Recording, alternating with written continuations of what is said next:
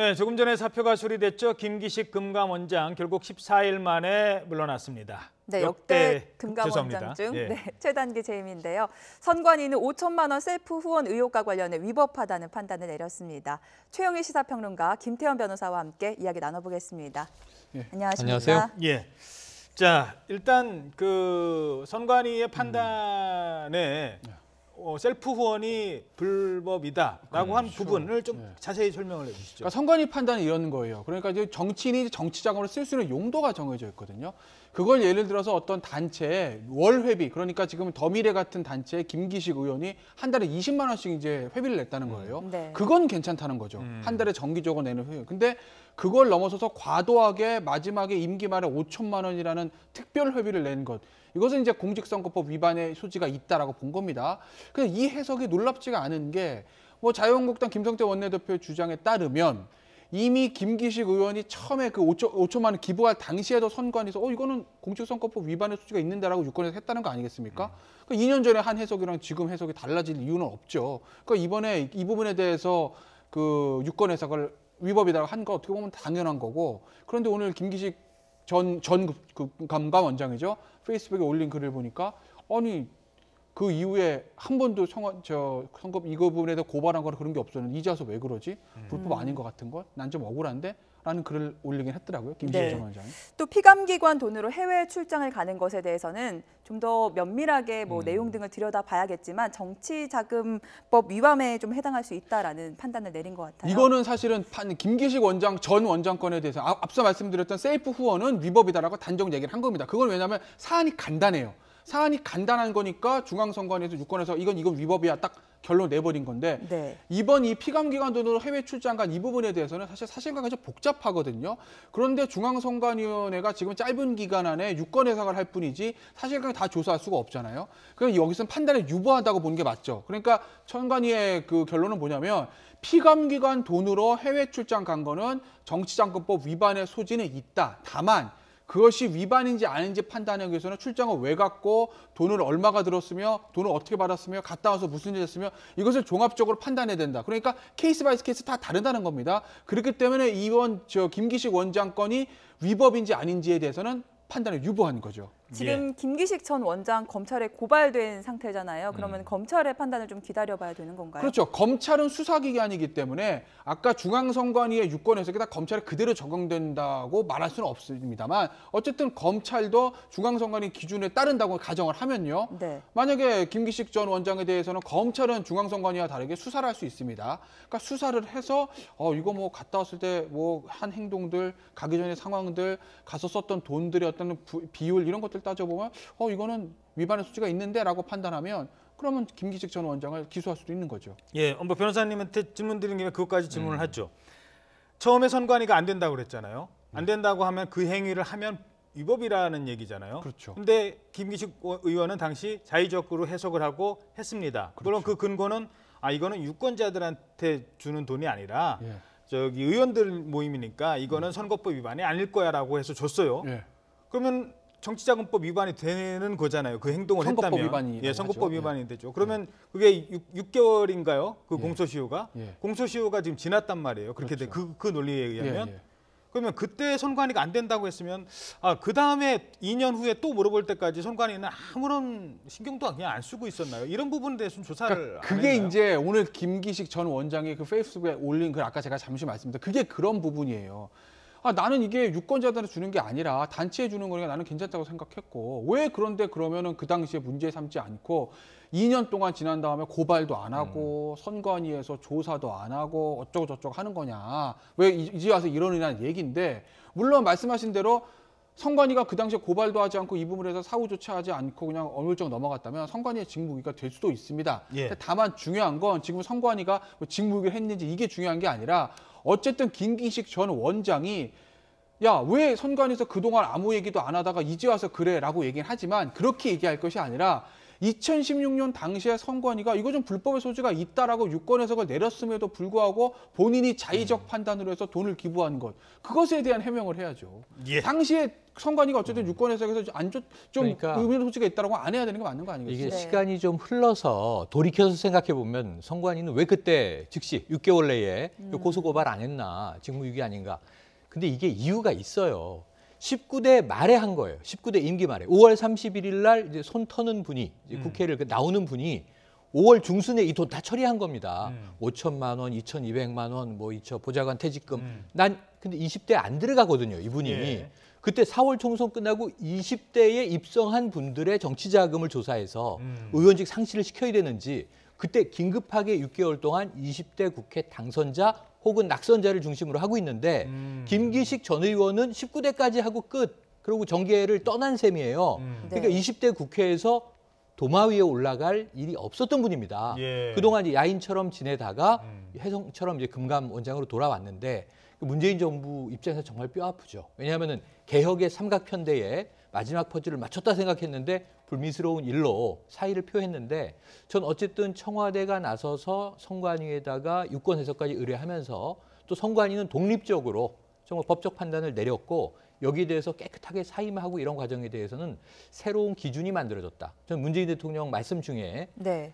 위법하다면 당연히 사임을 시키겠지만 이 국민들이 바라보는 도덕성의 평균에 미치지 못해도 사임시킬 것이다. 이런 얘기를 했단 말이에요. 예. 그러니까 하나의 정치권의 기준이 생긴 거니까 이 부분에 대해서는 여야 모두 김기식 전 원장만은 안타깝겠지만 이것은 조금은 긍정적으로 바라봐야 할 문제이고 여야 모두 이 기준 앞에 몸을 좀 낮출 필요가 있다. 외유 문제는요. 지금 여당은 벼르고 있잖아요. 전수조사에서 이 관행이었는지 아닌지 따져보겠다는데 네. 관행이든 아니든 관행과 관행 아닌 것의 경계선에 있든 간에 사례는 여러 개가 지금 나오고 있습니다. 예. 그렇다면은 이 부분도 앞으로는 안 된다. 여기에는 정치권이 좀 대승적인 합의를 했으면 하는 바람입니다. 알겠습니다. 네. 그 관행이라는 부분도 좀 구분을 일단 짚고 넘어가야 될 것 같습니다. 그러니까 출장을 피감기관 돈으로 간 거는 관행이지만요. 그 다른 의원들도 많이 그렇게 했답니다. 네. 그래서 지금 전수조사 하자는 거 아니에요. 근데 마지막에 자기가 그 갈 소장으로 갈 곳에 5천만 원 더 주는 거는 이런 관행은 거의 없었답니다. 네, 그러니까 네. 그 관행이냐 아니냐는 부분인데요. 자, 그럼 이번에는 관행인 부분, 그러니까 피감기관 출장 가는 부분을 놓고 얘기 나눠보도록 하겠습니다. 먼저 여야 의원들이 관련된 얘기를 하고 있습니다. 그 얘기부터 들어보도록 하겠습니다.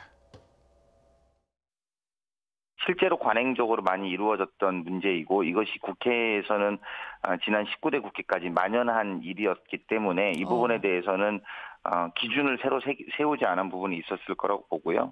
두 번째는 다른 인사 기준들, 과거에 보면 뭐 음주 논란이라든지 위장 전입이라든지 이런 것들을 다 통과했음에도 불구하고 이번에 새롭게 야당에서 제기했단 말입니다. 그래서 사실은 대통령으로서도 굉장히 솔직하게 국민 앞에 이야기했다고 저희는 평가하고 있습니다. 여당 측이나 문재인 대통령께서는 자꾸 그 해외여행 하나만 가지고 이야기하는데 지금 어제 선관위 결정에서도 해외여행 그 부분도 물론 좀 더 검토를 해야 된다고 했지만은 그러나 김기식 그 원장이 받았는 혐의는 그런 것보다도 정치자금이나 강요죄 부분이나 뇌물죄 이런 부분에 관한 부분입니다. 아마 그렇기 때문에 지금 문제가 되고 있는 거를 자꾸 그 해외여행 간 거 그거를 가지고 여야가 피장파장 아니냐라고 하는 거는 굉장히 물타기의 가능성이 많다고 생각합니다. 네, 과거에는 뭐 음주운전이나 위장 전입, 또 뭐 특권, 갑질 이런 게 어느 정도 수용됐을 수 있지만 지금은 한국 사회 눈높이가 많이 달라졌습니다. 공정하고 평등, 정의에 대한 눈높이가 한껏 올라갔거든요. 이제는 관행이라는 말이 잘 안 통하지 않을까요? 관행은 저는 앞으로는 완전히 안 통할 거라고 봅니다. 이제 관행이라고 얘기하는 순간 한 통 속이구나. 국민들은 이렇게 볼 거거든요. 캥기는 게 있나? 이렇게 볼 거예요. 저런 얘기를 하면. 그럼 본인도 유사한 건이 있겠구나. 자, 그래서 앞으로는 이제 관행이라는 표현은 안 썼으면 하는 바람인데 아까 이 강훈식 더불어민주당 의원이 관행이라고 이야기하는 것도 19대에는 만연했다. 자신들은 확인했다. 그때까지는 관행이었다. 하지만 이제 대통령이 솔직하게 국민들에게 이런 부분을 다 털어놓고 이 인사 고민을 이야기하면서까지 새로운 기준이 만들어지고 있으니 아까 제가 말씀드린 것하고 일맥상통하는데 앞으로 정치인은 이러한 새로 만들어진 기준에 따라야 하지 않겠느냐. 그런데 이제 또 아까 야당의 말씀은요. 그러니까 이게 좀 왔다 갔다 해요. 건이 사실은 4건 크게 보면요.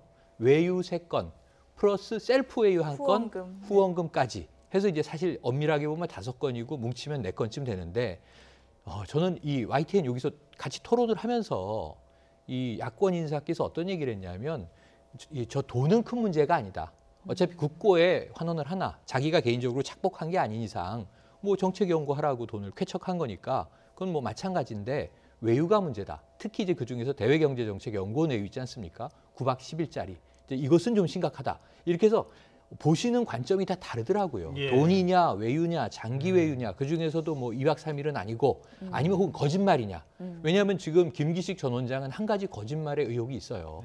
뭐냐면 선관위에 의뢰했었던 문제인데 문제가 없다고 해서 돈을 나눠줬다는 거예요. 그렇죠. 근데 김성태 원내대표는 무슨 얘기야. 그때 불법 여지가 있다고 답변을 했던데 이렇게 얘기를 한 거예요. 그렇죠. 선관위가 이번에 김성태 원내대표의 입장을 재확인해 준 거예요. 그럼 김기식 전 원장은 한 번 거짓말했어요. 위법의 여지가 있습니다라고 통보받았는데 문제 없다고 하던데요. 그리고 돈을 썼다는 거 아니에요. 그 사안을 밝히고 나서 페이스북에 글을 올렸으면 맞는데 그때 문제 없다고 해서 나는 나눠준 건데 김성태 원내대표 말이 틀렸다 이렇게 얘기를 해야 되는데 그 부분은 뛰어넘고 문제가 없는데 왜 그러지? 근데 본인의 행위를 본인이 법적으로 해석하면 안 되는 겁니다. 자, 이제 그 부분에 잠깐만요. 왜냐하면 이제 거짓말을 했다고 하시는 부분인데 김기식 그 당시 원장은 이제 논의를 했는데 문제가 없다고 하더라라고 하는 부분은 해도 돼요라고 얘기를 한 게 아니라 요렇게 하면 안 됩니다라고 했는데 내가 보니까 요렇게 안에 유권자 조직 없고 그리고 내가 직접 그 앞으로 그분들한테 선거에 출마해서 문제가 될 사안이 없다라고 자의적으로 판단을 했다는 판단이죠. 거죠. 그러니까 이게요. 우리나라 저도 변호사 가장 어려운 법이 선거법입니다. 이 선거 때 되면 그 각 예비 후보나 후보들한테 선거법 편람 이렇게 나눠주거든요. 선관위에서요. 예. 굉장히 자세하게 돼 있습니다. 예를 들면 뭐 나눠줄 때 뭐 김밥은 안 되고 샌드위치는 되고 김밥이랑 샌드위치 똑같잖아요. 근데 김밥은 안 되고 샌드위치 되고 이렇게 구분할 정도 굉장히 김밥하고 죄송합니다. 김밥도요.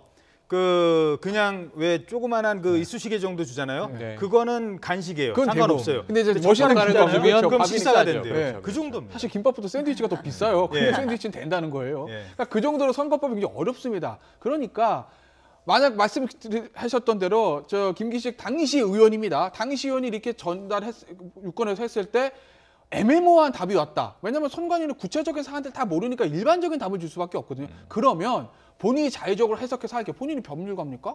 본인이 선관위 직원이에요? 아니잖아요.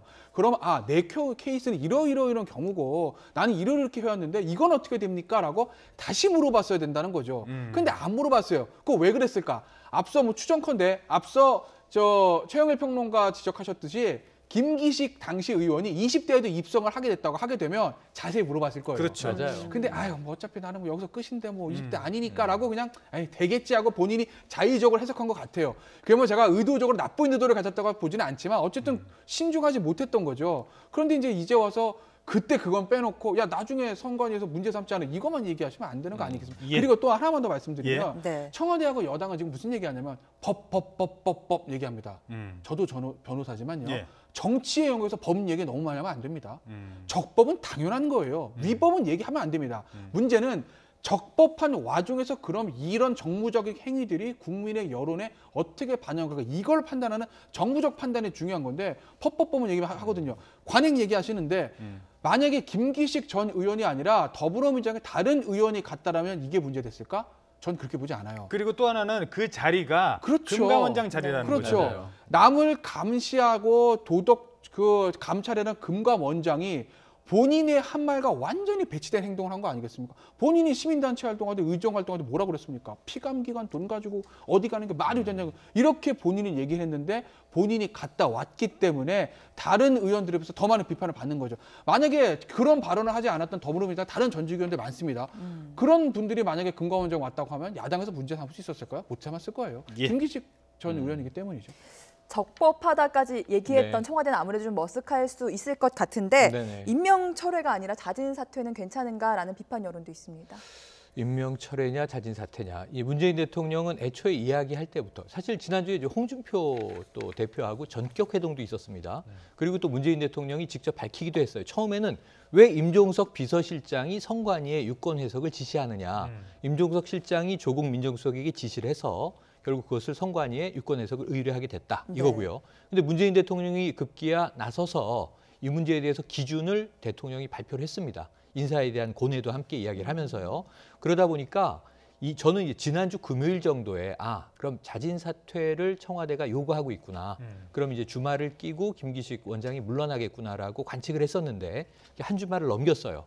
그런데 이제 그것도 임의적이기 때문에 선관위의 기준이 필요했던 거죠. 근데 위법 이렇게 나오면서 즉각 사퇴 이렇게 결정이 된 거여서 이건 좀 모양새상 무난하다고 봅니다. 네. 예를 들면 이게 임명철회라고 하면은 김기식 전 원장에게 좀 가혹해져요.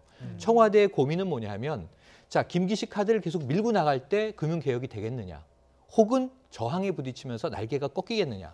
근데 이건 내부적인 본인의 귀책 사유로 날개가 이미 꺾였어요. 그럼 청와대 입장에서는 개혁 드라이브를 걸 수 있는 개혁 전사의 역할을 못한단 말입니다. 그럼 이거 끌고 가도 계속 문제, 6.13 지방선거까지. 사실은 여기서 낙마시켜도 문제. 그럼 인사에 대한 비판이 당연히 날아올 테니까요. 인사 책임론 지금 조국 민정수석 사퇴하라 벌써 야당은 들고 나오지 않습니까? 예. 그러니까 이 두 가지를 다 예상한 상황에서 청와대가 가장 절충안으로 활용할 수 있었던 것은 자진 사퇴였을 것이다. 이렇게 봅니다. 물론 임명철회라면은 청와대가 더 단호해 보이는 강점이 있을 수는 있지만 그것은 별로 대세에 큰 지장은 없는 것 같습니다. 그 청와대 검증도 한번 따져봐야 될 것 같습니다. 네. 지금 책임론이 일고 있는데요. 청와대가 사실 2번이나 검증을 했습니다. 처음에 임명 과정에서 한 번 그랬죠. 검증을 했겠죠. 언론에서 문제가 되니까 또 들여다봤는데 그렇죠. 그래도 문제가 없다고 했습니다. 네. 2번 다 선관위의 기준과도 맞지 않았고 국민의 기준과도 맞지 않았다는 걸로 드러났습니다. 그리고 또 하나는 그러면 스스로 판단해서 책임을 짓고 물러나게 했어야 되는데 이걸 굳이 또 선관위에 물어본 다음에 했다. 이제 이 과정이 논란이 되는 것 같아요. 아까 강훈식 민주당 대변인 의원은 새로운 기준을 마련하더라가 긍정적으로 해석을 하는데 여당의 원내대변인이니까 당연히 그렇게 할 수밖에 없죠. 그건 이해합니다. 네. 다만 이것이 새로운 기준인가 아니면 쓸데없는 분란을 만드는 것은 아닌가라는 저는 생각이 드는 거죠. 앞서 말씀하신 대로 문제가 있다. 여론이 안 좋은데라고 얘기하면 우리가 잘못했습니다라고 임명 철회하는 게 맞습니다. 이걸 선관위라는 다른 기관의 손을 빌려가지고 한다? 그럼 이제 문제될 때마다 다 검찰 고발하고 다 선관위 유권석 할 겁니까? 청와대는 자체 판단할 능력이 없는 겁니까? 그거 아니잖아요. 문제는 김의겸 대변인이 처음에 이렇게 했다는 거죠. 실패한 로비 얘기하면서 조국 민정수석한테 물어봤더니 적법하다고 하더라. 국민의 눈높이에는 미치지 않는 점은 있지만 법적으로 적법하기 때문에 해임인 사유는 아니다. 이렇게 얘기했습니다. 그러면 청와대에서 2번이나 스크린을 했을 때 문제 없다고 본 거잖아요. 근데 선관위가 잘못됐다고 얘기를 했어요. 물론 청와대도 이렇게 지금 얘기를 하고 있습니다. 우리가 이제 설문제 돌려서 하는데 이 외유 이런 건 몰라도 정치자금 기복 이런 건 없기 때문에 우리가 그거는 체크를 못해서라고 얘기합니다. 어찌됐든 설문지에 있던 없던 민정 라인은 인사 검증을 전부 다 해야 되는 책임이 있는 것이고 내가 설문지에 없었기 때문에 체크를 못했다는 것은 변명이죠.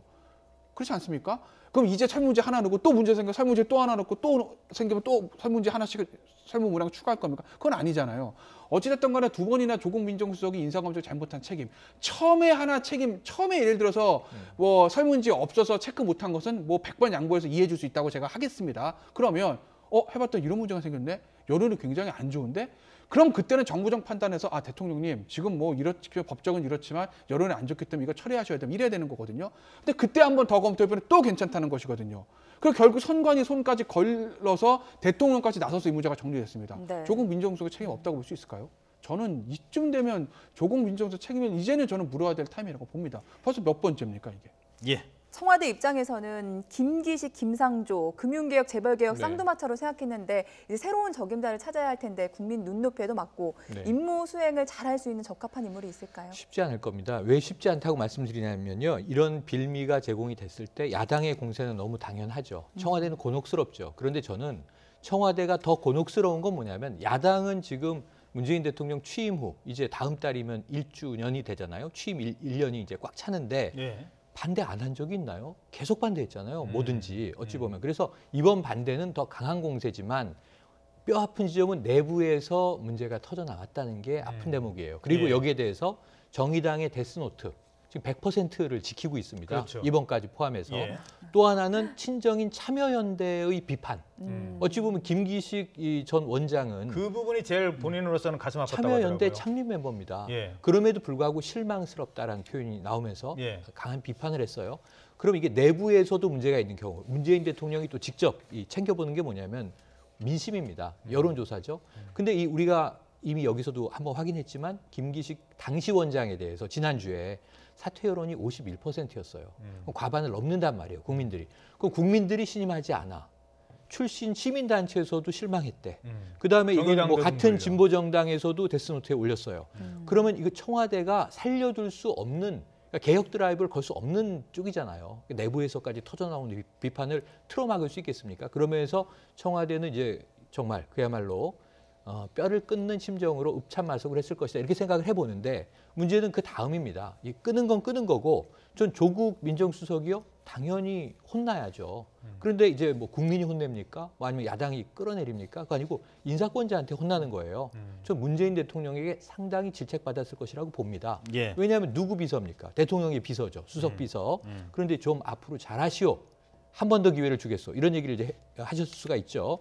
그런데 그 다음은 그럼 이제 개혁 카드를 누굴 꺼낼 것이냐. 그렇죠. 시민단체 출신이 이제 부담스러워진 거예요. 정치인 출신도 부담스러워요. 이번에 인사청문회가 없는 자리인데도 낙마한 케이스가 됐고요.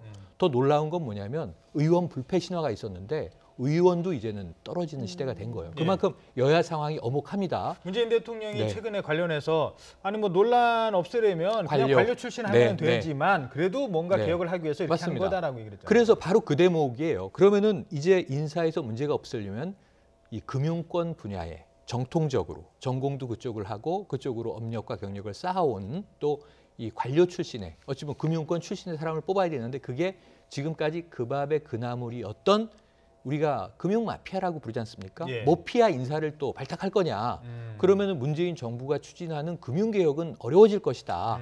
왜냐하면 직전 금감원장을 왜 인사를 했어야 되냐면은 결국은 인사채용 비리 관련으로 사임을 했지 않습니까? 공석이 돼버린 거잖아요. 그러면 그것을 새로운 카드로 채워야 되는데, 자, 외부에서 뽑기도 어렵고 내부에서 끌어올리기도 인재는 아니고, 여기에 이제 인사권자 직면을 한 건데, 저는 처음에 이 김기식 원장 카드는 괜찮은 카드다. 지금 초기에 조금 잡음을 잘 넘어가면 강경화 외교부 장관처럼 안착할 수 있는 카드다. 강경화 장관은요, 이 야당의 공세보다 더 무서웠던 게 외교 관료 내부의 어떤 배타였어요. 폐쇄적인 조직이었는데 지금 많이 바뀌었지 않습니까? 한 1년 사이에. 그런 어떤 분위기를 기대했었는데 사실은 낙마의 케이스에 이제 포함이 돼버리면서, 안경환 전 법무장관 후보가 이제 첫 케이스였습니다만 그 흐름을 이제 이어가게 돼서 제가 보기에는 아주 급하게 선임하진 않을 것이다. 시간을 좀 두고 내정할 것 같다. 이렇게 관측을 해봅니다. 알겠습니다.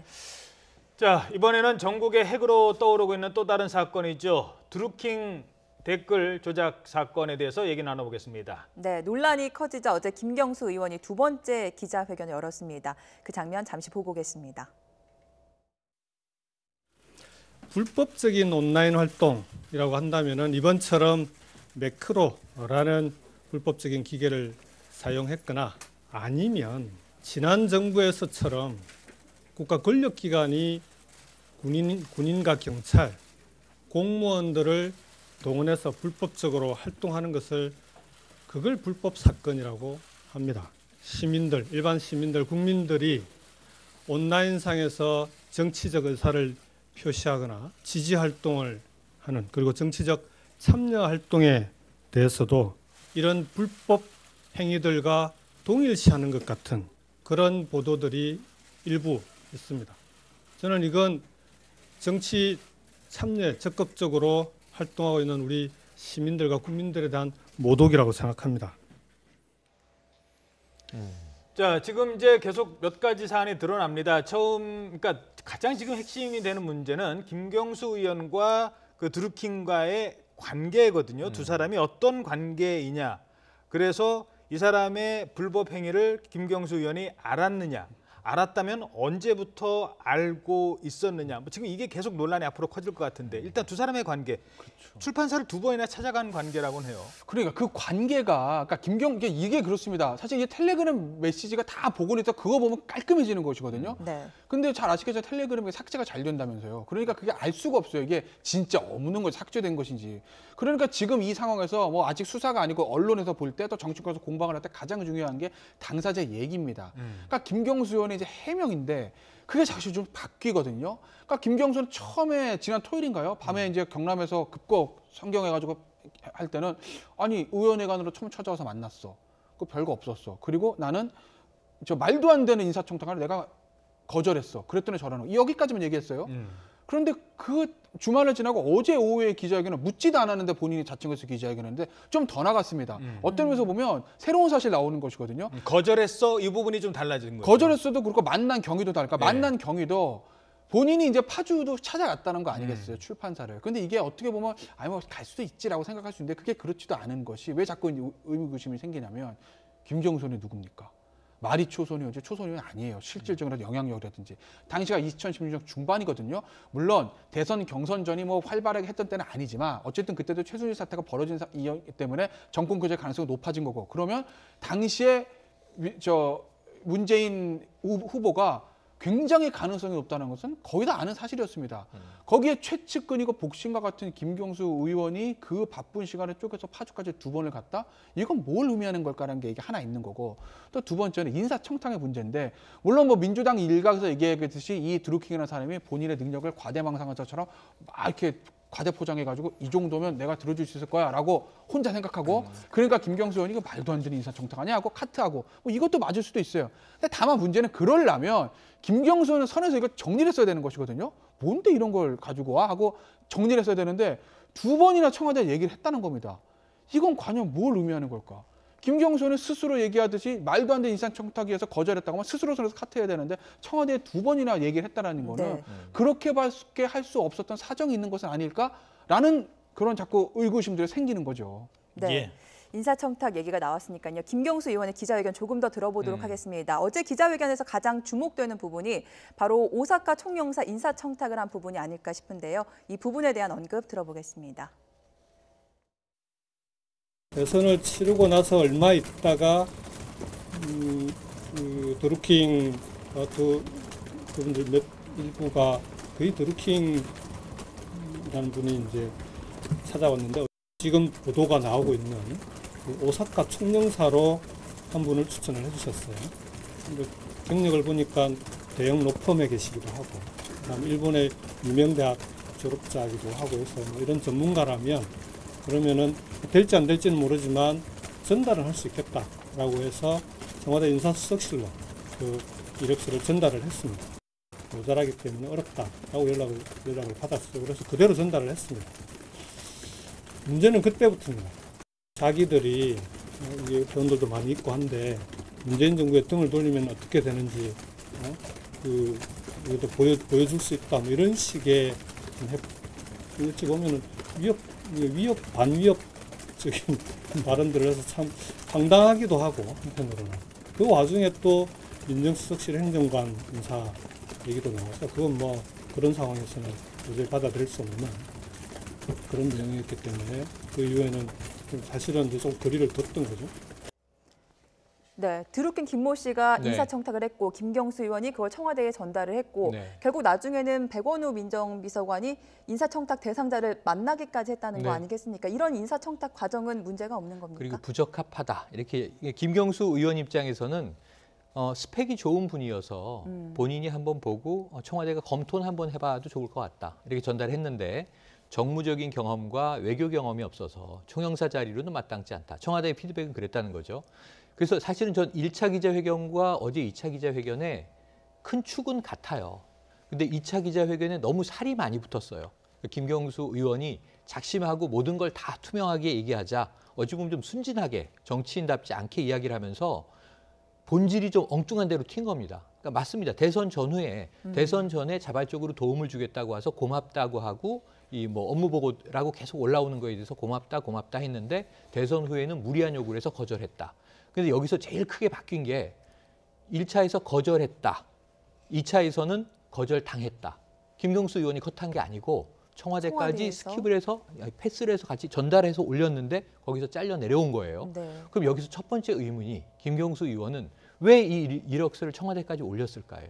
이게 저 문제는 없다고 봐요. 왜냐하면 이게 위법적 문제는 없다고 봐요. 추천한 거예요. 이런 인재가 있는데 여러 중에 한번 이 오사카 총영사의 자리가 있으면 검토해 보시죠. 그 자리는 이미 채워졌는데 그리고 보니까 외교 경험이 없어서 안 되겠는데 그럼 안 된다고 얘기를 했던 거 이건 괜찮아요. 네. 근데 거기서부터 이제 반협박이 시작됐다는 건데 자, 제가 김경수 의원이면 그 시간으로 돌아가 보겠습니다. 자, 이 도움을 받았어요. 그래서 청탁은 대가성이 있어야 되는데 주변에 좋은 분이 있는데 청거 좀 해주십시오. 이력서 괜찮네요. 한번 청와대에 제가 전달해 볼게요. 그럼 제가 드루킹을 의심할 겁니다. 이 추천한 인물과 드루킹은 어떤 관계인가? 이 사람이 청와대에 들어갔을 때 혹시 드루킹의 조종을 받거나 지시를 받고 사적으로 움직일 사람은 아닌가? 이때 최순실 사태를 우리가 보고 있었던 상황이잖아요. 예. 2016년이니까. 그렇죠. 그러면 청와대에서 누구보다도 문재인 대통령을 위하고 사랑하고 충성을 다하는 김경수 의원 입장에서 그냥 아무나 나는 무책임하게 좋은 사람이라니까 써보십시오 줬을까? 그럼 전 드루킹과 이 사람의 관계를 의심해야죠. 혹시 외삼촌이 아닌지 지도교수가 아닌지 이런 거 봤을 거 아닙니까? 예. 근데 전달이 됐다는 게 너무 이상한 거예요. 하나. 예. 그러다 보니까 야당의 공세가 여기서 비롯돼요. 대선 전에 지금 매크로를 통해서 네. 문재인 정권을 비판하는 글을 마치 예. 보수적인 입장에서 단 거 말고 경찰에 지금 구속돼 있는 그 상태 말고 대선 전에 무슨 일을 했길래 그런데 거기에 대해서 이야기를 하죠. 매크로를 돌리거나 국가기관의 공무원이 댓글을 다는데 동원된 거 외에 자발적인 시민들이 자발적으로 활동한 것은 문제가 안 된다고 생각한다라고 본인이 얘기를 어제 해버리지 않았습니까? 예. 그러니까 거기에 이제 의혹에 지금 화살이 꽂혀 있다는 걸 알고 있는 건데 어쨌든 이 김경수 의원은 어제 너무 디테일하게 이야기를 하는 바람에 서너 가지의 핵심적인 이야기를 더 해명해야만 돼요. 예, 해명해야 알겠습니다. 되는 상황이에요. 그 두 사람의 그 신뢰 관계가 언제까지 이어졌느냐라는 그렇죠. 부분을 잘 살펴봐야 됩니다. 인사 추천을 받잖아요. 제가 뭐 표현은 좀 그렇습니다. 장민정 앵커의 추천을 통해서 변호사님을 알게 됐다는 거는 변호사님을 추천한다는 거는 장 앵커를 믿기 때문에 그렇죠. 이 사람을 제가 추천을 한 맞습니다. 겁니다. 그렇죠. 네. 그래서 김경수 의원이 추천을 했을 때 백원호 비서관이 그 변호사를 만나기까지 한 것은 그 변호사를 믿어서가 아니라 그 추천한 사람을 믿어서거든요. 맞습니다. 그러면 김경수 의원 입장에서도 그 변호사를 청와대에 추천했다는 것은 그 변호사를 믿어서가 아니라 드루킹을 믿었기 때문에 그렇죠. 추천을 한 겁니다. 그렇죠. 거기까지는 그러면 청와대에 추천을 했을 그 당시까지는 두 사람의 신뢰관계가 있었다는 거잖아요. 그러면 어느 시점에 깨졌느냐 그 부분을 이제 짚어봐야 되는데 과연 그 신뢰관계를 계속 유지했다는 그 부분이 좀 계속 문제가 될 것 같아요. 일단 두 가지예요. 그러니까 신뢰관계 유지하는 것도 사실 좀 문제라고 봐요. 왜냐하면 김경수 의원이 뭐라고 처음 해명했냐면 아니 그냥 막 이것저것 보내길래 그냥 나는 의례적인 대답만 했을 뿐이지 전혀 응대하지 않았다. 자기들이 한 거 뭐 기사도 보내고 URL도 보내고 그러는데 그냥 의례적인 고맙다만 했다는. 그건 그럴 수는 있어요. 그러니까 대선판이기 때문에 사실 한 표가 아깝지 않습니까? 모든 사람들 도와드리겠습니다. 제가 이거였습니다. 막 자기 공치사하려고 보내면 의례적으로 아 뭐 고맙습니다. 수고하셨습니다. 할 수는 있어요. 그것까지 이해는 가요. 그런데 그 인사청탁을 받아서 어쨌든 청와대에 전달했다는 건 저 앵커 지적하셨지만 뭔가 신뢰관계가 있고 뭔가 관계가 있다는 거 아니겠습니까? 단순히 의례적으로 고맙다 무슨 뭐 이렇게 하고 뭐 반응도 안 하고 그 사람이 드루킹 보내준 댓글도 읽지도 않고 반응도 안 했던 사이가 과연 인사 부탁을 받아서 청와대에 전달할 수 있을 정도의 사이인지 의문이 하나 있는 거고, 두 번째는 그 얘기는 맞는 것 같아요. 들어주지 않으니까 계속 김경수 의원한테 협박을 하다. 이건 맞는 것 같습니다. 왜냐하면 지금 조사 결과 나온 거 보면 드루킹이 무슨 뭐 본인 카페들한테 뭐 김경수 의원 뭐 난린다 뭐 이런 얘기도 하고 뭐 두고 보자 뭐 이런 얘기도 우리 힘이 어쩌고 어떤 보여주자 이런 걸로 봐서 앙심을 품은 건 맞는 것 같습니다. 그러니까 또 반협박을 한 거 압박을 그것도 맞는 것 같아요. 그러면 아니 전혀 영향력이 없던 사람이 내가 부탁 안 들어줬다고 감히 정말 김경수 의원한테 그렇게 협박을 하면 어떻게 해야 됩니까? 이거 민정원에 가서 조사해야 되는 거예요. 경찰에 수사를 해야 되는 겁니다. 그렇지 않습니까? 인사를 빌미로 현역 의원에 협박을 한다? 이게 있을 수 있는 일이에요? 수사기관 수사를 해야 되는 문제인데 민정비서관이 나와가지고 그 당사자를 만납니다. 이건 뭐죠? 김경수 의원의 얼굴이 있기 때문에 청와대에서는 그렇게밖에 할 수 없었다는 거 아니겠습니까? 네. 그럼 왜 김경수 의원은 이거 내가 이렇게 지금 제 쪽에서 저러는데 이거 잘 좀 처리해 주십시오 라고 수사 의뢰가 아니라 그렇게 청와대에 요청까지 했다라는 건 신뢰관계가 깨졌음에도 불구하고 오히려 저 드루킹을 검찰에 고발하고 해서 수사하고 감찰하게 하게 하는 게 아니라 부탁을 한 번 더 들어줬다는 건 뭔가 그럴 수밖에 없었던 사정이 있는 것 아닐까? 이렇게 생각하는 게 음모입니까? 합리적 의심 아니에요? 합리적 의심이긴 한데 제가 보기엔 지금 팩트를 기반으로 한 것보다 소설이 너무 난무하는 건 사실이에요. 그래서 뭐냐 하면 김경수 의원이 밝힐 지점이 있다라고 아까 요청을 한 거고요. 김경수 의원이 몇 개를 더 밝혀야 돼. 근원은 뭐냐면 김경수 의원이 드루킹과 만난 과정은 아직은 미스테리예요. 2016년에 처음 만났고 강연을 요청했는데 강연을 거절했더니 그럼 사무실 정도는 방문해 주실 수 있는 거 아닙니까? 그래서 느릅나무 출판사를 2번 방문했다는 거죠. 이게 다 2016년 이후의 관계이고 그리고 이제 대선에서 승리하고 김경수 의원이 여당 의원이 된 이후에는 청탁이 들어와서 자르기 시작했고 이 적대적 관계가 돼요. 만약에 드루킹이 어마무시한 걸 뭐 들고 있었다면 매크로 돌리고 이런 거 안 해요. 대놓고 이야기를 하죠. 자, 이걸 인터넷에 내가 공개하겠다든가 이걸 검찰에 제출하겠다든가 이렇게 나오지 무슨 문재인 정부의 그 남녀 아이스하키 단일팀 기사에 매크로로 달아서 뭐 공감 올리고 그러니까 제가 보기엔 드루킹은 조금 많이 이상한 인물인 게 사실인데 그렇죠. SNS의 힘을 과도하게 믿는 좀 정치 지망생 내지는 정치 브로커 같은 느낌의 인물입니다. 그러니까 무서운 폭탄은 없는 거예요. 제가 보기엔. 다만 김경수 의원이 드루킹을 신뢰했기 때문에 그 사람이 추천한 인물을 청와대까지 천거하는 과정이 있었다면 저는 2016년에 김경수 의원이 드루킹을 처음 만나게 될 때도 추천인이나 소개자가 있었을 것이라고 추정을 해요. 그렇지 않으면 그 바쁜 의원이 의원실까지 불러다가 드루킹과 파워블로거였다고 합니다. 파워블로거. 그러니까 파워블로거긴 했는데 그리고 또 이제 같은 진보 진영의 파워블로거니까 신뢰할 수는 있었겠으나 그런 인물이 적지 않다는 겁니다. 온라인 상에는. 그래서 알겠습니다. 이런 부분을 김경수 의원이 조금 더 깔끔하게 설명을 한다면 이 문제는 의외로 지금 야당이 뭔가 큰 건이 터지길 기대하는 것처럼 부풀어 올라서 거의 뭐 최순실에 비교하고 있지 않습니까?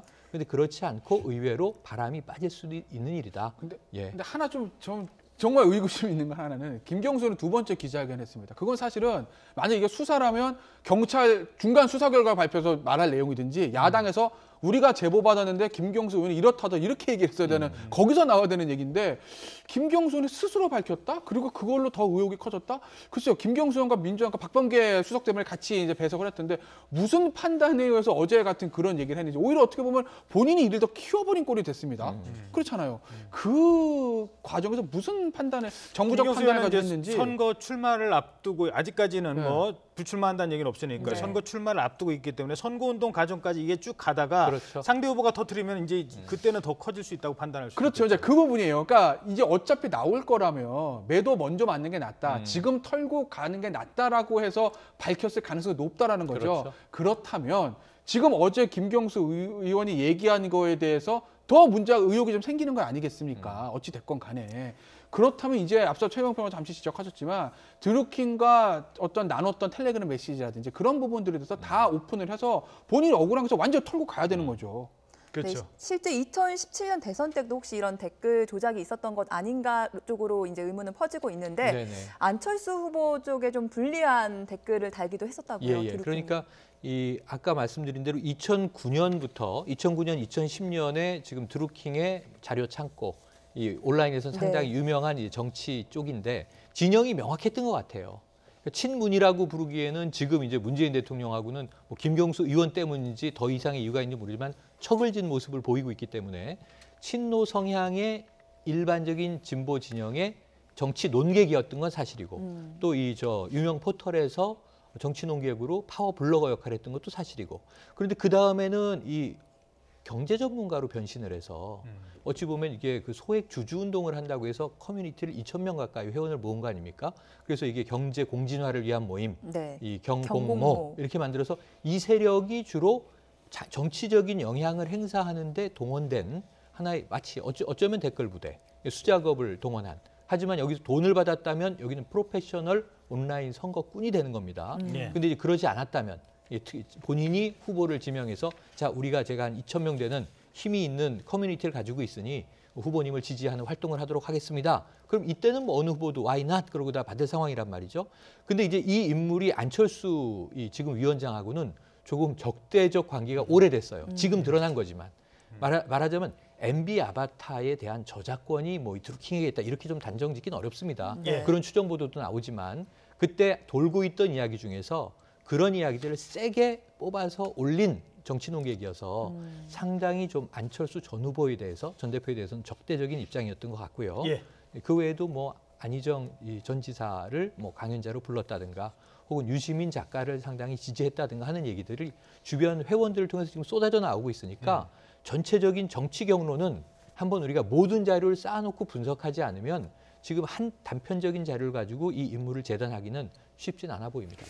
뭐부터 보야 될까요? 돈 문제까지는 일단 짚어보고 다음 얘기를 하도록 하죠. 네. 지금 이제 자금은 그럼 어디서 났느냐? 그렇죠. 출판사한테 책은 한 권도 안 하고 맞습니다. 한 달에 한 480만 원이 넘는 그 임대료를 내야 되고 강연하면 그 강연해 준 사람 강의료 또 줘야 되고 돈이 많이 들어가는데 그리고 뭐 아직 그게 명확하게 밝히지는 않았지만 어찌됐든 그 정의당의 모 의원한테 돈을 주려 한 혐의로 검찰 조사도 받고 있고 실제로 자원봉사자한테 돈 줬다가 벌금형까지 받았거든요.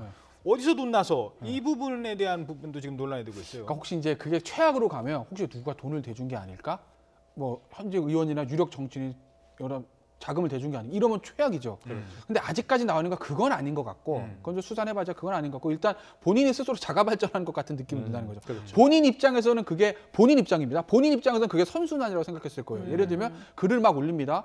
그럼 본인을 막 추종하는 사람들이 생겨요. 카페를 만듭니다. 추종하는 사람들이 생겨요. 그리고 강연한다는 거죠. 강연에서 그 강연을 받았다는 거 아니겠습니까? 오늘 아침에 뭐 일간지 보도를 보니까 그 경진모 회원 중에 한 사람이 그런 얘기를 했다는 거예요. 경공모입니다. 네. 본인이 지방에 사는데 서울에 있는 강연 2번 들으려면 500만 원 정도 내야 된다는 그렇죠. 거예요.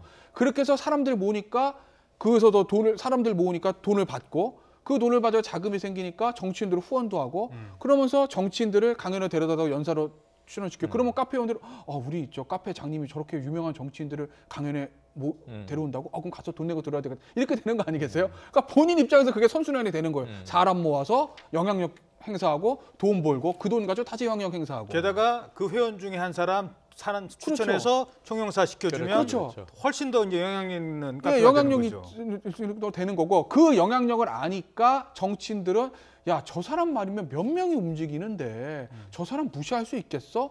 저 사람은 강연한다고 가야 되는 거 아니야? 그렇죠. 이렇게 하지 않았겠어요? 강연료가 1,000만 원 올라가도 내고 올 그렇죠. 사람들은 많아지고. 그럼요. 그러니까 또 정치인들은 정치인들은 사실은 사람 많이 모이는데 더군다나 좋아하죠. 나의 지지층이 많이 모이는 데는 무슨 일이 있어도 가지 않습니까? 그러니까 그런 국민들이 봤을 때는 악순환, 드루킹이 봤을 때는 본인 입장에서 선순환 이렇게 돌아가는 거죠. 지금 얘기를 좀 종합해 보면 드루킹의 이제 주 수입원은 강연료 네. 그리고 비누를 팔았어요. 이 비누 네, 네, 수입원이었는데 네. 이걸로 인터넷 카페 운영비가 연 11억이라는 보도도 나왔거든요. 네네. 그게 가능했을까요? 그 정도면은 좀 제가 알고 있는 다양한 사례에 비해서는 상당히 고소득이에요. 억대의 돈이 모인다. 그런데 이게 저 진보 논객 중에서 최근에는 어떤 게 생겼냐면 기성 매체, 우리 YTN이라든가 혹은 뭐 지상파라든가 종합편성 채널이라든가 이런 기성 매체가 아니고 보통 이런 이상한 인물들이 주로 이제 미디어 생태계에서 1인 미디어로 성장을 하지 않습니까? 그중에 또 팟캐스트도 많이 있고요. 네. 팟캐스트로 성공한 뭐 낙곰수 멤버라든가 지금 굉장히 이제 영향력이 있는 사람들이 일부 소수 있고 그 외에 굉장히 그 생태계에는 다양한 사람들이 있는데 드루킹이 평소에 이 회원들에게 했다는 이야기들을 들으면 제가 아까 많이 이상한 인물인 것 같다 말씀드렸지만 좀 말이 안 되는 얘기들이 많아요. 얘기도 하고 왜 오사카 초영사를 탐냈지? 이런 거 우리가 합리적 의심할 수 있잖아요. 인물이고 일본이고 침몰할 거기 때문에 거기서 뭐 저 제일 한국인들을 구해와야 된다든가 뭐 여러 가지 좀 말이 안 되는 시나리오를 던졌다는 것. 그다음에 이제 과거에 그러니까 우리가 가장 많이 하는 건 정감록 같은 좀 이게 도가 쪽에 가까운 책들을 많이 읽으면서 현실 현대 정치를 굉장히 좀 뭔가 설화적으로 해설하는 일들도 잘했다든가 그러니까 이런 경우는 사람 모으기가 딱 좋은 케이스예요. 어찌 보면 이제 좀 이 과학적인 분석이 아니라 사람들을 선동하는 것에 강한 스토리텔링이 되는 인물이라고 볼 수 있겠죠. 그래서 정상적이라고 보기는 어려운데 어쨌든 여기서 분명히 수익을 창출해서 그동안 비용을 쓰고 활동을 해온 것은 사실인 것 같습니다. 자, 여기서 안철수 의원의 얘기 잠깐 듣고 죄송합니다. 지금 안철수 위원장의 인재영입 위원장의 준비가 좀 안 됐고요. 저희가 다른 녹취를 대신 들려드리도록 하겠습니다. 자, 특검과 국정조사를 요구하고 있는 야당의 목소리가 준비가 돼 있습니다. 김영우 한국당 의원의 목소리부터 먼저 들어보도록 하겠습니다. 제가 6년 동안 외통위원을 했기 때문에 잘 알고 있어요. 그런데 드루킹이 이런 그 인사청탁까지 할 정도고 이것을 또 김경수 의원이 청와대에 전달을 한 것이 드러났고 이것만 볼 때도 저는 이것은 그 드루킹과 김경수 의원 또 민주당과의 관계가 정말 심상치 않다. 이것이 밝혀지기 위해서는 특검밖에 없습니다. 제가 볼 때는. 아무튼 특검이라는 것이 이제 그런 집중적 힘을 발휘할 장점도 있는데요. 현재 그 수사팀의 동력이 좀 떨어질 확률이 있지 않습니까? 그리고 또 특검이라는 거는 지금 현재 있는 경찰, 검찰의 그 수사가 미온적이거나 제대로 되지 않았거나 또는 수사가 어느 정도 완결됐을 때 하는 것인데요. 지금 현재 그 검찰과 경찰의 그 수사 의지나 그 성과를 보면서 제기하는 것이 맞겠다. 근데 지금 현재 그 국정조사라든지 특검이라든지 주장은 좀 정치 공세적 측면이 너무 많고 네. 언론에 이렇게 부풀리려고 하는 측면이 너무 많다. 자, 다시 동계올림픽 시즌으로 돌아가 보도록 하겠습니다. 동계올림픽 시즌 때 남북 단일팀 만들었잖아요. 근데 그거를 젊은 친구들이 반대한다라는 얘기들이 많이 있었습니다. 사실 뭐 반대할 만한 이유도 있었죠. 그런데 이 여권 입장에서 보면 아니 그게 뭐 이렇게 큰 잘못이라고 네네. 남북이 같이 하려고 하는데 반대가 이렇게 많아 네네. 라고 해서 들여다봤더니 이 댓글들 봐라. 그렇죠. 이거 누가 의도적으로 만들었네. 그렇죠. 실제로 댓글 조작을 한 측면도 있던 거예요. 자, 이제 저희들 이제 기자들 입장에서는 많이 본 뉴스, 검색어 순위 이런 거에 관심을 갈 수밖에 당연하죠. 없습니다. 여론이 어떻게 가는지 살펴본. 그럼 그게 이른바 메인스트림 뉴스에, 그러니까 다른 이제 지상파나 저희 뉴스 채널 같은데 뉴스에 올라가는 거죠. 그 과정을 만드는 첫 단추, 그게 바로 조회수거든요. 그렇죠. 그걸 조작한다는 게 그게 가능한 건지, 그리고 가능하죠. 매크로라는 게 뭔지 이걸 좀 설명해 주시죠. 그러니까 매크로가 컴퓨터 프로그램에선 아주 보편적인 겁니다. 우리 한글 워드 프로세서 쓰다가 한 단어를 오탈자를 냈는데 다 틀린 거예요, 오탈자가. 그걸 하나씩 수작업으로 고치기가 너무 힘드니까 매크로를 작동하면 자, 최영일을 최영인이라고 썼는데 이걸 다 영일로 바로 잡아라. 그럼 몇백 페이지 책에서 그게 다 자동으로 수정되는 거죠. 이거예요, 이거. 그러니까 이거를 조금 진화시켜서 자, 특정 언론사 사이트를 돌면서 그러니까 일종의 로봇이 돌면서 자, 그러면은 평창 동계 올림픽 여자 아이스하키 남북 단일팀 이 키워드를 넣고 있는 기사에는 다 댓글을 달아. 댓글은 뭐냐면 그동안 땀 흘린 선수들은 뭐가 됩니까? 국민들이 반대하는데도 이렇게 하실 겁니까? 예를 들면 이런 반대 댓글이 그러면 수백 개의 기사에 수백 개의 댓글이 쫙 달리죠. 따로 추가 명령 안 내려도 지가 알아서 찾아가서. 근데 문제는 그 댓글은 계속 밑으로 깔리게 되죠. 새로운 글이 올라오니까. 그러려면 추천이나 공감, 조회 이런 걸 눌러야 되는데 612개의 그 회원들의 아이디를 도용해서 마치 3명이 한 건데 3명이 조작을 했는데 612명이 좋아요 한 것처럼 메뉴로 끌어올린 거죠. 그래서 밴드웨건 효과를 만들어낸 거예요, 실제로 그 기사에서. 그때 이게 많이 인용이 또 됐어요, 방송에. 그러다 보니까 민주당은 뭐지? 그렇죠. 보수 진영에서 지금 평창 동계올림픽을 폄훼하는 글들을 올리고 있나? 왜냐하면 조직적으로 하는 거는 금방 눈에 띄거든요. 그래서 이제 경찰에 고발하면서 수사 의뢰를 한 건데 잡고 나니 민주당의 권리당원이었다는 거에 깜짝 우선 놀란 거고요. 이거 민주당 지도부는 알지도 못하는 조직이었던 건 명확해 보여요. 그렇죠. 내부에서 일단 색출이 안 된 거니까. 근데 이 본인들도 이상한 얘기를 했습니다. 처음에 경찰에 잡혔을 때는 자, 보수 세력이 매크로를 이용해서 여론을 조작한다는 것을 보여주기 위해서 한번 테스트해 보려고 달았던 건데 보수들이 이렇게 한 것처럼 꾸미려고 했다. 이런 입장은 얘기를 했어요. 그리고 매크로 프로그램은 그 회원 커뮤니티 사이트에 올라와 있는 걸 이틀 전에 다운받아서 이틀 후에 이제 올림픽 기간에 실행했다고 하니까 이 자체가 매크로를 가지고 막 이제 선거 때 이 댓글을 조작한 팀은 아닌 것 같아요.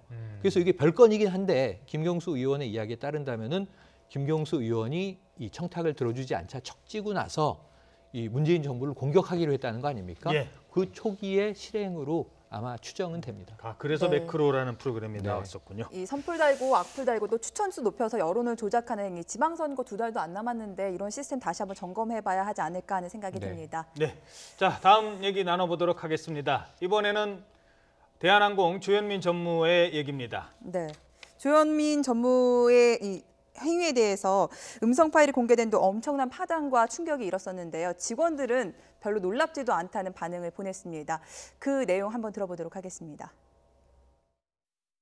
대한항공 직원이라면은 총수 일가가 항상 그래왔다는 걸 다 너무 잘 알고 있기 때문에 별로 놀랍지 않았고요. 그 조현민 전무가 근무하던 곳은 본사 건물의 6층인데요. 보통 전에 듣기로는 뭐 조전문은 보통 일주일에 2-3번 정도, 뭐 기분이 좀 좋을 때는 일주일에 1-2번, 무슨 통과 의뢰처럼 항상 고성을 지른다고 들었습니다. 그래서 본사 근무했던 사람들은 대부분 다 알고 있고요. 이 대한항공 본사 건물 구조가 전체가 뻥 뚫려 있고요. 부서별로 칸막이로만 돼 있고 위에가 다 뚫려 있거든요. 그래서 어디서 누가 소리를 지르면 다 들리는 구조로 돼 있어서 한쪽에서 소리를 지르기 시작하면 6층 전체가 쥐죽은 듯 고요해지고 서로 눈치만 보는 그런 상황이 되는 거죠.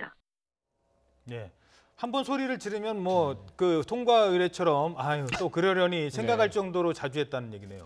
그러니까 이제 조현민 전무가 그 글을 올렸을 때 일에 대한 열정이 너무 넘쳐서 제가 뭐 그렇습니다라는 얘기를 해요.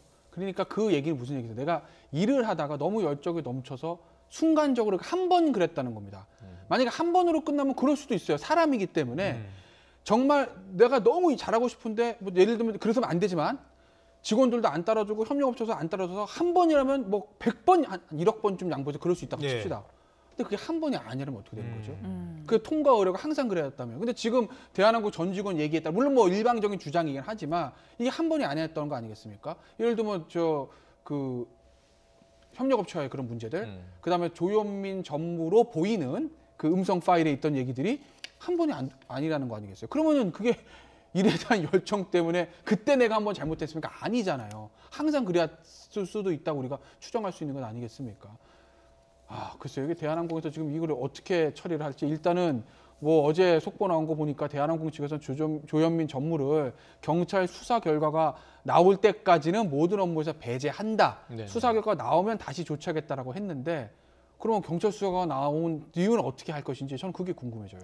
언니처럼 시간이 지나면 다시 복귀하는 거 아닌가 하는 그럴 얘기가 가능성이 높아서 문제죠. 뭐냐면 지금 이제 경영 2세, 3세로 이제 넘어가는 이 총수 일가 아니겠습니까? 3남매가 다 경영에 이제 참여를 하고 있는데 무리를 일으키니까 잠시 떠나 있다가 하지만 이제 잠잠해지니까 다시 경영에 복귀하는 형태로 계열사도 많습니다.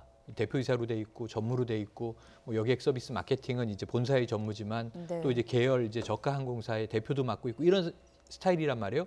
근데 문제는 지금 두 가지 측면에서 안 좋아요. 우선 대한항공 직원들의 사기는 바닥이 될 것이고 브랜드 가치는 바닥이 될 것이고 지금 이 사태가 우리가 재벌, 갑질 굉장히 이제 한국적인 나쁜 표현들 이게 지금 뉴욕 타임즈, 뉴스위크, BBC 외신을 타면서 우리가 공식적으로는 아니지만 태극기를 달고 대한, 또 영어로는 코리아 에어라인이잖아요. 칼이라고 줄여서 부르는데 국적기에 행세를 하다 보니까 정말 국가적인 망신까지 되고 있는 상황이에요. 그럼 첫 번째 이 대한항공 직원은 무슨 죄가 있어서 총수 2세, 3세를 잘못 만난 죄로 이런 정근대적인 그러니까 이 갑질을 뭐라고 뉴욕타임즈가 풀었냐면 봉건 영주가 하듯이 이 하청업체와 직원들에게 함부로 막되게 하는 이런 행동이다 이렇게 표현했지 않습니까? 봉건 시대 회사가 돼버린 거예요. 하늘을 날아다니는 이제 항공사가 말이죠. 두 번째는 뭐냐면 자 조현민 전무의 건강은 괜찮을까요? 전 평생 저렇게 소리를 질러본 적이 없는데 수시로 저렇게 소리를 지르면 목청은 괜찮을 것이며 얘기도 나오고 있어요. 그 심리는 괜찮을 것이며 그래서 저는 조현민 전무가 30대 중반인데 굉장히 차세대 경영자는 더 세련도가 높고 더 글로벌라이제이션이 돼 있고 굉장히 이제 글로벌 경영에 근접한 스킬이나 테크닉을 가지고 있어야 하는데 소리 지르는 경영이 저게 언제적 경영입니까? 이거 19세기 경영 아닙니까? 노예들을 채찍으로 때리던 시대 아니에요? 그런데 21세기에 앞으로 이 어찌 보면 잘하면 경영권을 승계받아야 될 지금 경영 수업을 받고 있는 총수 일가가 저런 식으로 하면 좀 본인도 건강에 매우 해로울 것이다. 저는 이거 진지하게 확신합니다. 그럼 서로를 위해서 소유와 경영 분리하면 되잖아요. 부자로 멋있게 살면 되는데 왜 회사 나와서 매일 저렇게 소리를 지르는지 납득되지 않기 때문에 3개 노조가 사퇴하라. 지금 대기발령 아니고요. 국민 여론에 대한항공이 조금 귀를 기울이셔야 됩니다. 그렇죠. 지금은 사퇴를 해야 된다는 얘기가 나오고 있습니다. 국적 얘기는 조금 이따 다시 얘기해요.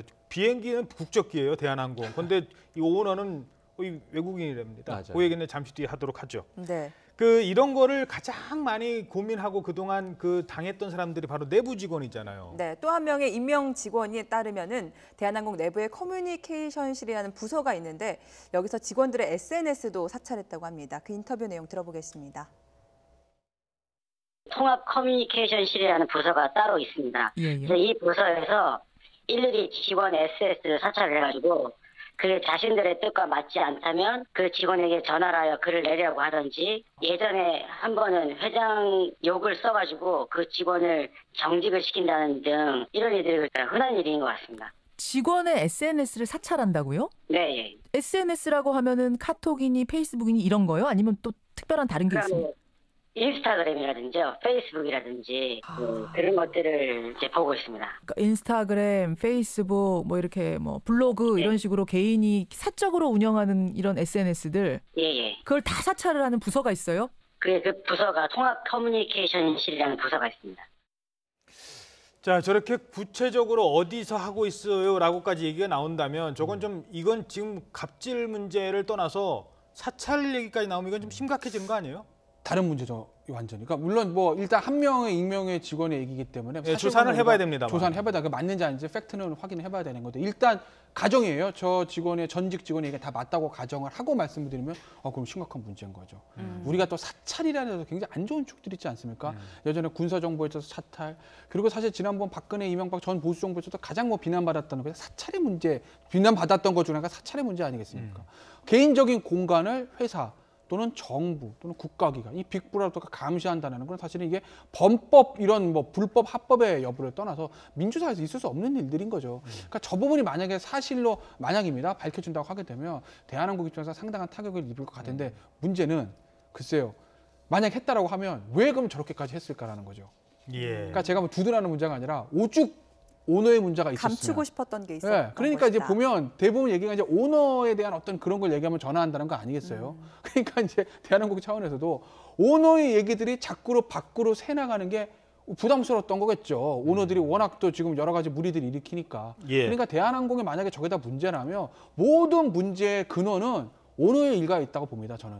직원들보다는. 알겠습니다. 그 하나 더 짧게 부탁드리겠습니다. 지금 국적 문제가 되고 있어요. 조현민 전무의. 조현민 전무가 외국인입니까? 외국인이에요. 미국 국적으로. 그러니까 미국인입니다. 국적으로 보면. 그 이유가 보니까 하와이에서 출생을 했더군요. 우리가 뭐 전혀 그건 몰랐지만 80년대생인데 외국인 학교 다니고. 하와이에서 출생했고 외국인 학교를 다녔고 미국 국적이고 그런데 어찌 보면 대한민국 국적기의 이제 총수 일가의 임원이고 등기이사까지 올랐다고 하더라고요. 등기이사 진에어에는 등기이사로 돼 있고 대한항공은 등기이사는 아니고 그냥 이사로 알려졌는데 어쨌든 지금 이 규정상 이 외국 국적자는 등기이사가 될 수 없다. 그래서 지금 진에어가 문제가 된 겁니다. 이거 이제 당국에서 저 국토교통부인데 이미 이제 대한항공하고 진에어에 질의를 했다고 해요. 회사가 거기서 답해야 됩니다. 그래서 규정 위반이면 이건 징계를 또 받는 거예요. 근데 대한항공과 진에어가. 그런데 문제는 그렇지 않다 하더라도 자, 이렇게 아까 얘기한 대로 이런 고성이 벌어지거나 물컵을 사람에게 던지지 않았다고 하니까 일단 뭐 어딘가로 던졌거나 뭐 이제 이런 상황에서 왜 이렇게 했느냐에 대한 본인의 해명은 일에 대한 열정에 집중하느라 이렇게 됐다.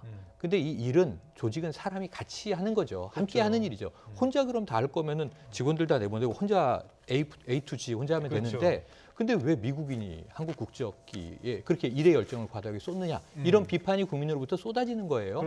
저는 지금 저희가 왕조사회의 이 모습을 보이고 있기 때문에 이 코리아 에어라인을 대한항공이라고 하지 말고 고려항공이라고 한다면 우리 위쪽 체제와는 좀 잘 맞는 체제일 수 있다. 왕조사회 아니냐 이런 좀 심한 이야기도 드리고 싶습니다. 알겠습니다. 네, 최영희 시사평론가 김태현 변호사와 이야기 나눠봤습니다. 감사합니다. 고맙습니다.